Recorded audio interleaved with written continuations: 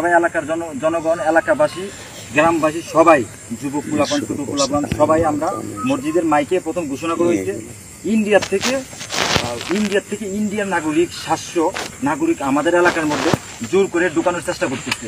তখন বিজিবির ক্যাম্পের থেকে আমাদের কাছে মেসেজ আসে যে এলাকাবাসী আমরা মাইকে ঘোষণা করার জন্য এলাকাবাসীকে নিয়ে সবাই আমরা যেহেতু 0 পয়েন্টে অবস্থান করি ওদের সাথে, ওদেরকে যেহেতু সাহস দিতে পারি, আমরা সবাই এই জন্য আসছি। যার কাছে যে অস্ত্র আছে, যে যেটা পাচ্ছে সবাই প্রতিহত করার জন্য সবাই আমরা এগিয়ে আসছি।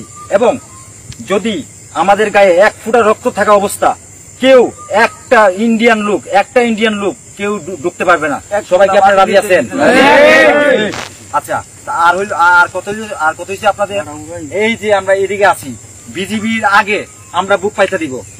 বিজিবির সৈনিক মরতে পারবেন, আমরা মরবো। তোমরা সবাই কি রক্ত দিতে রাজি আছো? দেশের জন্য যুদ্ধ করতে রাজি আছো?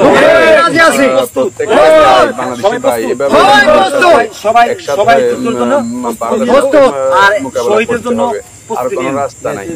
কেন যে ভারত গায়ে পরে এভাবে ঝগড়া করতে চাইতেছে, শেখ হাসিনা যাওয়ার পর থেকে ভারত পাগল হয়ে গেছে।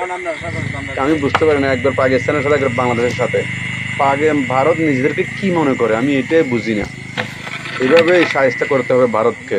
প্রিয় ভাইয়েরা, আল্লাহ আপনাদেরকে আরো শক্তি দিন, এ দোয়াই করি। ভালো থাকো, আল্লাহ হাফেজ।